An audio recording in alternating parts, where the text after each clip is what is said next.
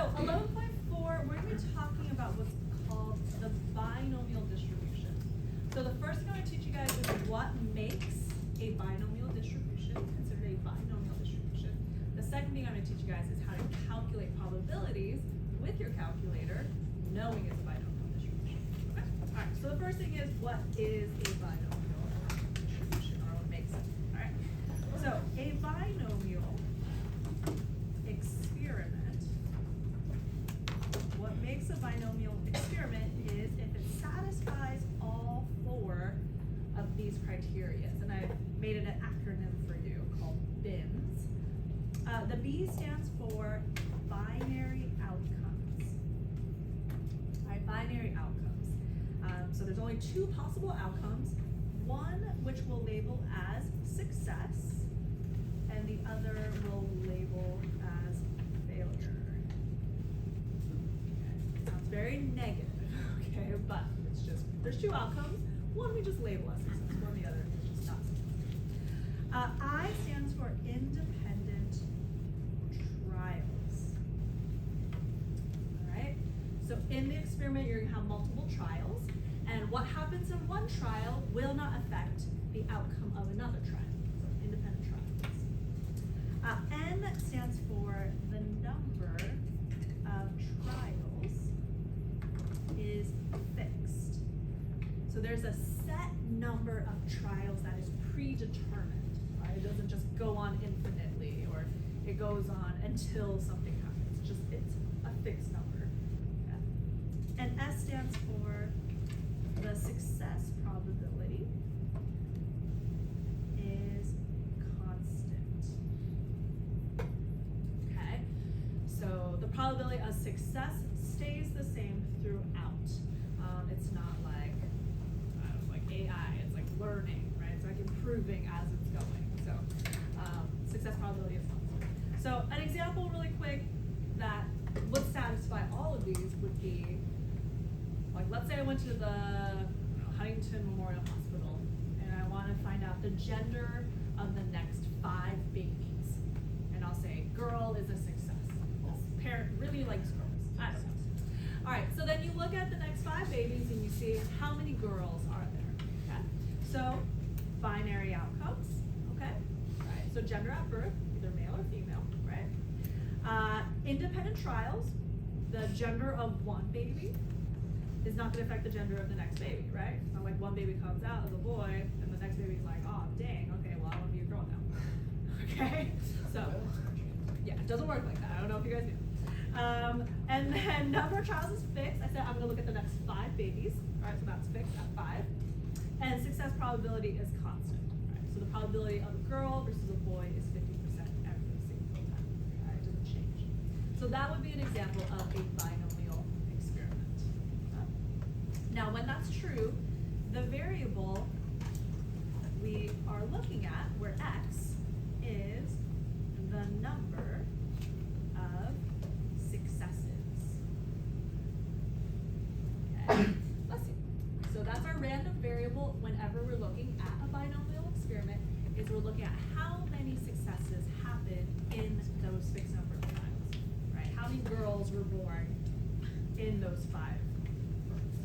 Okay. All right, any questions on our criteria here, our BINs?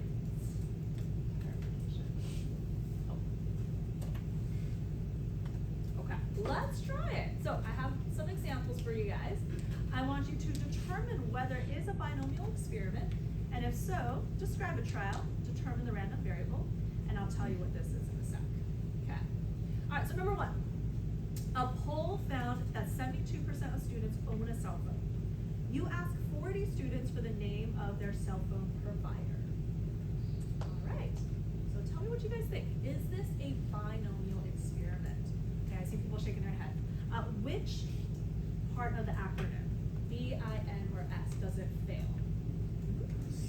B, good. It is not binary outcomes, because what are some possible responses to this question? Verizon, T-Mobile, Spectrum, AT&T. All right, so already there's off tolerance. We can think of 4. There's probably more. So yeah, that would be it. So for part 1, this is not a a binomial experiment?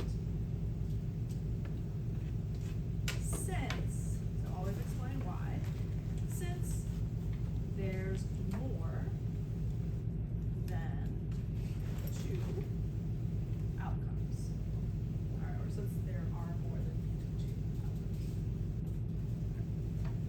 Perfect. All right, number 2, it says a study finds that 63% of people travel for holidays. You ask 80 people if they plan on traveling for the upcoming holiday. All right, so you're asking people if they plan on traveling for the upcoming holiday. Is this a binomial experiment? Let's go through the list. Do we have binary outcomes? Yeah, they either say yes, they are traveling, or no. I don't know what other responses we can give to that question. Maybe? Okay, well, I'm just gonna say yes or no. Okay. Independent trials, does it, is one person's response gonna affect the other person's response? Probably not, I mean, unless they're like related, right? Unless they're like siblings or cousins and they travel together. So we're under the assumption that these are not related people. But yeah, if like Jerry decides to travel, does that make Audrey not want to travel anymore? Like, I don't know. Okay. Right, independent trials. Okay. So number of trials is fixed, right? What is our number of trials? 80, good. So this is our 80, and this is n, by the way. We usually label that n, is that number of fixed trials. And then our success probability is constant. What's our success probability each time we ask? 63%, yeah. So this is our P, all right? That is our success probability. It stays the same each time. You remember this from where? No idea, okay, very helpful. So number 2, it is a binomial experiment. All right, so this is a binomial experiment. All right, so let's go ahead and define our trial. So in this case, our trial is asking one person whether or not they plan on traveling. All right, so a trial, in this case, is asking just one of those people, a person, if they plan on traveling for the upcoming holiday. And notice I'm literally taking the words from the problem. This is not a creative writing class. You don't need to use words outside of what's there. Feel free to copy and paste. Okay. All right. The random variable we're looking at is always the number of successes, right? So in this case, success is saying yes to this question. So I'm going to say the random variable is the number of yes responses. So the random variable is the number of yes responses, the number of successes. Okay. And lastly, NPQ. N is just the number of trials, so N is equal to 80. P is the probability of success, so 0.63. And then Q is actually the probability of failure, right? Which is no, they're not going on holiday. So just 1 minus that will get you 0.37. For your notes, if you want, you can write probability of success. This is probability of the house. You remember, okay? But you're not required to write this part. You can just tell me what N, P, and Q are. All right. Any questions so far?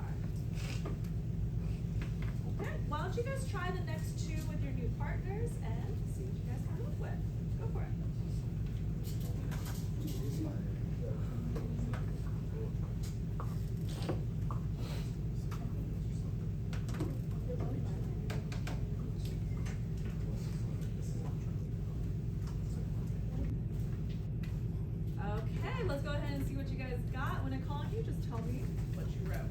Okay. Number 3, Claire. Go ahead and tell me, what did you write? I said it's not a binary experiment because the success probability is not constant. Nice, yeah, so not a binomial because the success probability is not constant, right? Once you pick somebody, it changes the probability of the next person, right? Because it's out of now 24 instead of 25, right? Or you can write it's not binomial since it's not independent trials. So either of those would work, all right? Either of those would work. So either not binomial because the success probability is not constant, or not binomial because the trials are not independent, right? Who you pick on the first one changes the probability of the next draw. Good, all right. Number 4, let's go to Liam. What did you say for number 4, Liam? This is a binomial experiment. Good, it is a binomial experiment, and a trial is? Asking the student if they have seen an episode of Bachelor. Good, all right. And the random variable is? The number of yes responses. Number of yes responses, good. And n was equal to? 7. 7. P is? 0.65. Perfect, 0.65. And Q is? 0.35. Perfect, nicely done. All right. Any repeats on that? Out of curiosity, how many guys have seen The Bachelor? No, you guys don't even know what it is. Oh, it's this dating app, like reality TV show where there's just like one guy and then like 30 girls like trying to date him. It's a mess. It's terrible. Don't watch it. All right. Anyway, let's move on to the calculator portion now of the lesson. Now that we know how to, well, first off, do you guys feel like you know how to determine when it's a binomial experiment? Okay, all right, cool. Now that you know how to determine when you're in the situation, if you are in the situation, you are able to find the probability of a certain number of successes in the fixed number of trials. And that's your next goal, right? Be able to find the probability that out of those 5 babies at Huntington Memorial Hospital, what's the probability that all 5 of them turn out to be girls? All right, so being able to find the probability like that. So this formula right here, I just want you to acknowledge and not memorize. Oh. You don't need to know this because your calculator is going to do it for you. But I want you to acknowledge the fact that your calculator is doing this for you. Okay, so just acknowledge it, say thank you, calculator, and then yes. Okay, this formula you do need to know. Okay, luckily it's the easier one. Okay, this is the average, the mean, and that's n number of trials times p, the probability of success. Okay? And the average means if I were to do this experiment many times, on average, how many successes would I expect per trial, right? So for example, the baby example, you know, I would do mu is equal to 5 was the number I think I gave you guys. 2 point, sorry, not 2%, that was the answer. 50% chance of getting a girl. So the average is 2.5 girls, right? So on average, if I were to do this experiment many times, I would get on average 2.5 girls per trial, okay? I know you might be thinking, wait, you can't have half a girl. Well, it's an average though, right? Yeah, I can't have half a girl, but an average, I could get 0.5 for an average. So you know it's somewhere in the middle between 2 and 3. All right, so this next part I want you guys to write down here, okay? I'm gonna show you what to do on the calculator in lieu of this formula, all right? So I'm gonna switch my screen to the calculator so you can also see what I'm typing in the calculator. But I'm gonna write this part on the whiteboard, but I think you guys can fit it in this space right here. All right, let me switch to the calculator.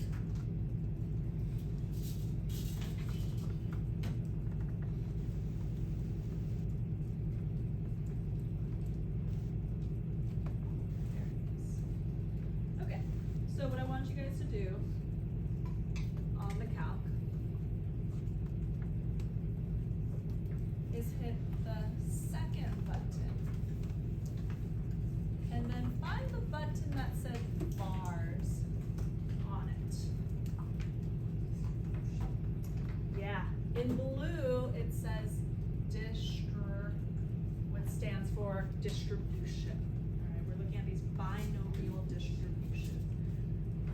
can't find it, ask a neighbor. Or you can just look up here. There it is. Alright, next to the clear set. Now I want you to scroll up, because it'll be faster, to letter A and B. That's where we're gonna be. Binom PDF, binom CDF. Now for A, this is binom PDF. B, this is binom CDF. Okay. So the binom part, hopefully that's pretty obvious. It's when we're in our binomial situation. What you're gonna plug in, if you press enter on that, we'll do PDF. Okay. It asks you for the number of trials first. Alright, so the first thing you're gonna plug in is N. And this is your number of trials. The second thing you're gonna plug in is P, and that is your probability of success. Alright, for each trial. Probability of success for each trial. And then X stands for the number of successes. Alright, the number of successes.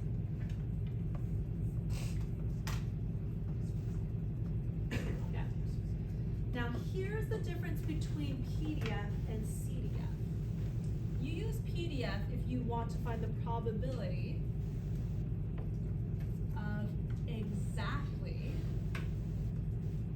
X number of successes.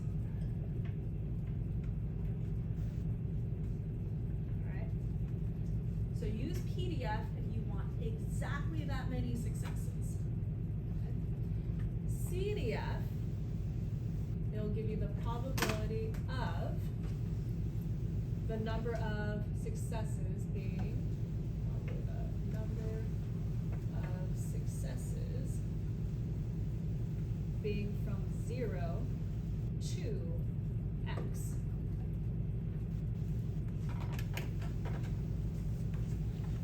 I figure that's grammatically correct.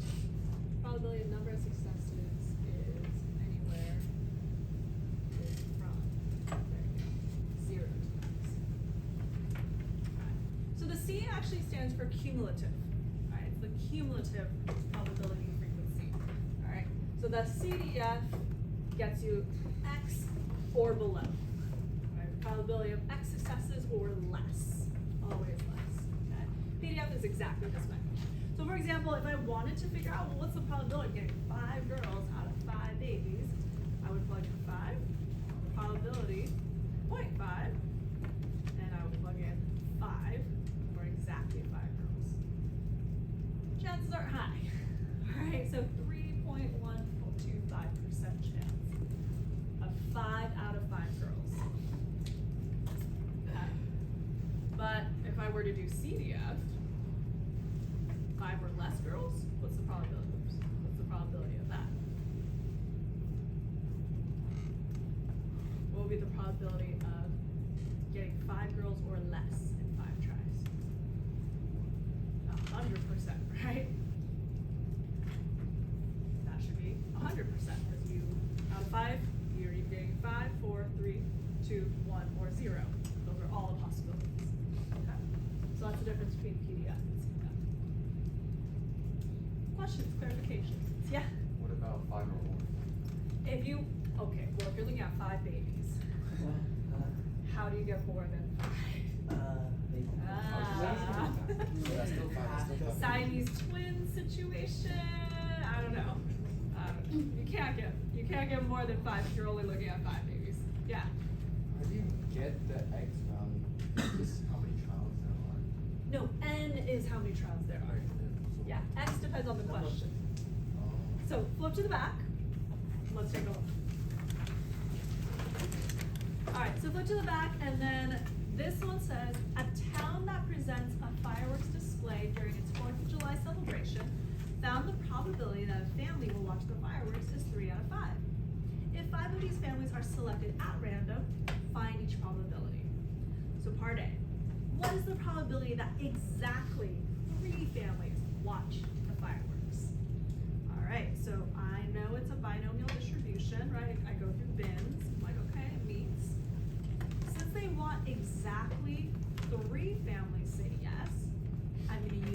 PDF. I want to find out when x is exactly 3. My probability of success is 0.6, right? 3 out of 5, 0.6. And then my x value is 3.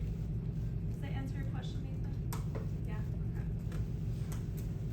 There it is. Okay. Now guys, this is your work. You need to write this down, okay? The calculator is saving you a ton of time. The least you can do is just write down what you put in your calculator. This is also to save you in case you make, I don't know, a careless mistake. Like let's say you actually put 0.06, right? I can give you a lot of partial credit if you have a wrong answer and I can see, oh, so-and-so just put 0.06. But if you just give me a wrong answer and I have no idea what you did, I can't give you any partial credit. So really it's for you guys, so I can try to get you some partial credit if you show the work. All right, so that's your work. Just write binom PDF, just this exact thing, equals 2.3456.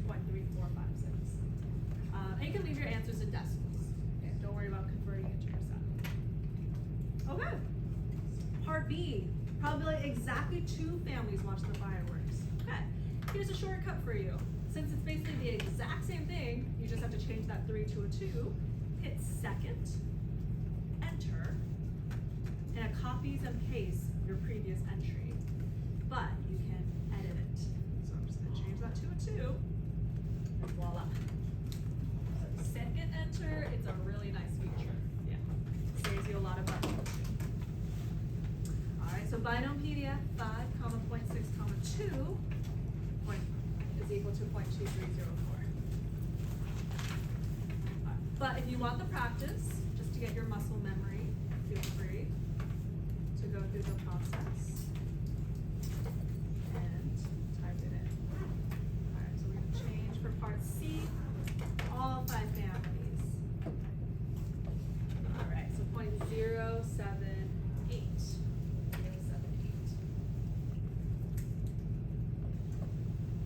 All right, and then no families watch. All right, so turn that to 0. And there you go. 0, 1, even less of a chance. Even less of a chance. All right. So you guys feel like you got a good feel for the PDF so far? Any question? Okay. Let's move to a situation where you might need the CDF. So I'm gonna jump to part F first, and then we'll move back to E. F is actually a little bit easier than E. So part F says, what's the probability that at most one family watches the fireworks? All right, at most one family watches the fireworks. So that's what I'm looking for. I'm finding out what is the probability that x is less than or equal to 1. Now technically you could just find the probability that x is 0 and add that to the probability that x is 1. And that would get you your answer. Okay, so let's actually do that. So probability 1, and then I will add this answer plus that answer. All right, that is my final answer. Okay, that works. But it's easy when there's only 2, right? What if this was like x is less or equal to like a huge number though? You don't want to have to do PDF of every single number all the way down to 0. So that's where CDF comes in. Okay? You can do binom CDF up until the biggest number, which is, and that gets you the exact same answer, which I will prove to you right here. Same thing. So CDF kind of just does the legwork for you. Finds the PDF with this number you put in and everything less than that down to 0. Down to 0. Okay. Questions on the CDF? Okay. The tricky part of binomial CDF it only goes less than. So the question then is, well, what if I want more than? Okay. So here, part E, probability of at least 4 families. Right? So the probability that x is greater than or equal to 4. Okay. Technically, yes, you could do probability of 4 exactly, plus the probability of 5 exactly. That's not too bad, it's doable. But what you could also think is, well, if I want 4 or more, I just need to subtract out the probability of what? Or less? 3. Okay. What really helps me kind of understand that is if you think about all the possible values of x could be, right? Like 0 families watch the fireworks. 1, 2, 3, 4, all the way up to all 5 families you asked watch the fireworks. I want to find the probability of 4 or more. So out of all of them, if I'm taking all of it, I just need to subtract out up to 3 to get 4 or more. Okay. So I'm going to take the whole thing, subtract out this part, and then that leaves me with the probability of 4 or more. All right, so this is 1 minus binom CDF. Sorry, up until 3. Alright. So final answer should be 5.6 up until 3. Okay, 0.337.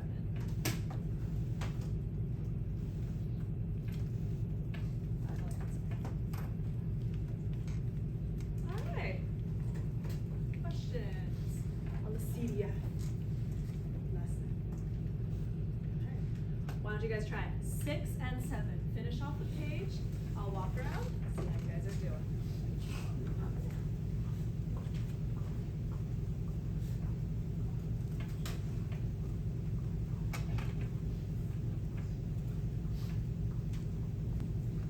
Alright, so yeah, if you guys see that E thing on the calculator, this isn't the answer or anything, but hypothetically, if you saw a 5 point something something something E negative 3, what that means is 5 times 10 to the negative 3 in scientific notation.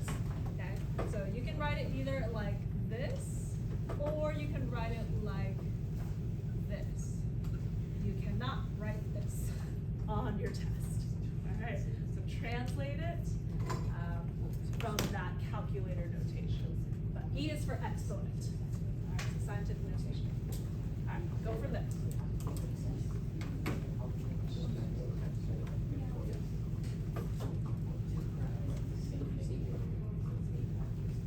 Answer?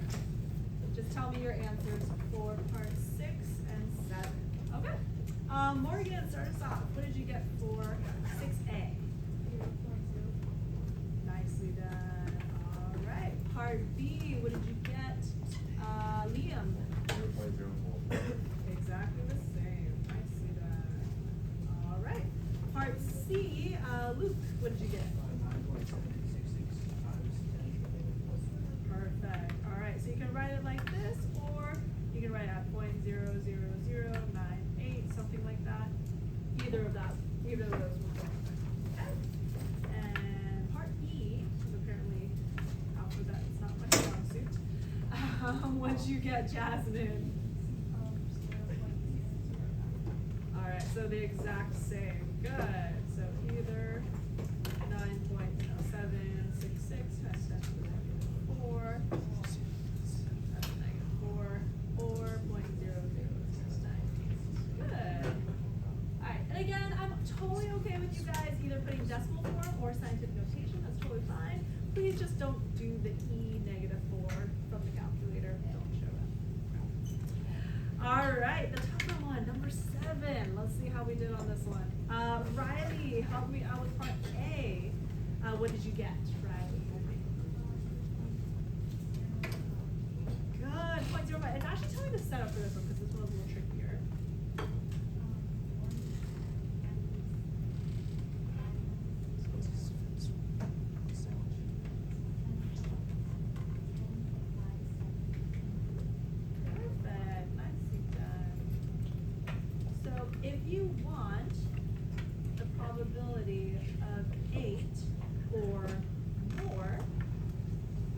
subtract out 7 or less.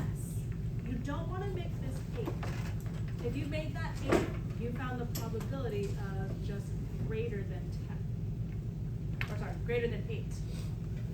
But you actually want to include the 8 in your answer, so you don't want to subtract it out. Okay? All right, good. Next one. Max, what did you do for part B? I did 0.5. Good, and what did you get? I got 5. Perfect. All right, so 5 recipients. So this is just using that formula in the beginning. All right, so that's just using this formula right there. All right. In stats, whenever you see the word expect, usually that's asking for your mean or your average. A keyword, how many do you expect? Is usually on average, how many do you expect? Nice. All right. Part C, just tell me your answer on this one. Raymond. 0.05.